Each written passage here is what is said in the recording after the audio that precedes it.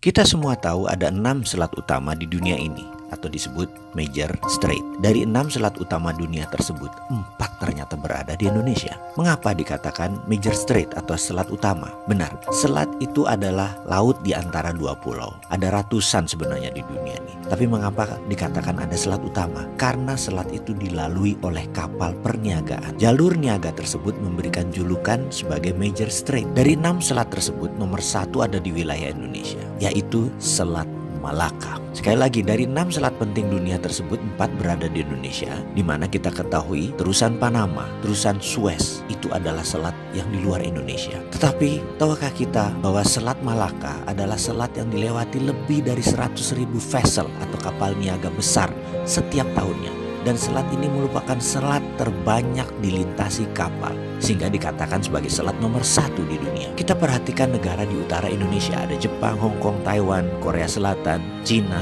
di mana semuanya adalah negara produsen besar di dunia. 20% vessel mereka ke Amerika Utara, 80% kapal niaga mereka menuju arah Asia Timur, Asia Tenggara, Afrika, dan Eropa.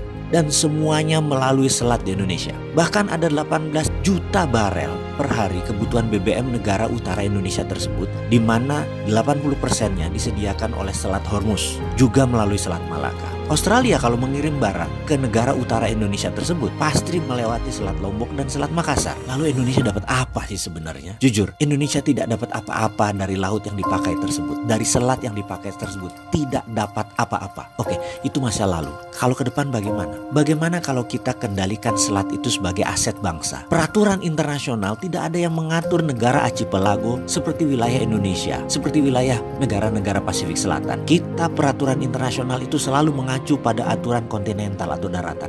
Kita harus ubah wilayah laut selat Indonesia sebagai wilayah Indonesia, dan Indonesia memutuskan misalnya menutup laut tersebut. Apa yang terjadi? Dunia bisa geger. Australia lewat Papua Nugini kalau mau kirim barang ke utara. 4 negara utara Indonesia, Cina, Jepang, Korea, Taiwan, muter lewat Papua Nugini. Tidak usah pakai Selat Malaka. Gak bisa masuk lewat Natuna. Atau kalau mau ya melipir lewat sisi Thailand dan melipir lewat sisi Malaysia di Selat Malakanya. Pokoknya kalau mau melewati wilayah Indonesia, bayar asuransi senilai 1% dari nilai barang. Kita tahu barang yang lewat tersebut ada lebih dari 2 triliun dolar atau 2.000 billion. Jadi kalau itu kita asuransikan atau kita pajakin versi kita dengan nama asuransi, kita mendapatkan lebih dari 250 triliun per tahun. Dan ini untuk devisa negara. Akankah negara adik kuasa seperti Cina dan Amerika marah besar? Pasti. Beranikah kita melawan dan mempertahankan hak kita? Harus berani. Itu namanya revolusi.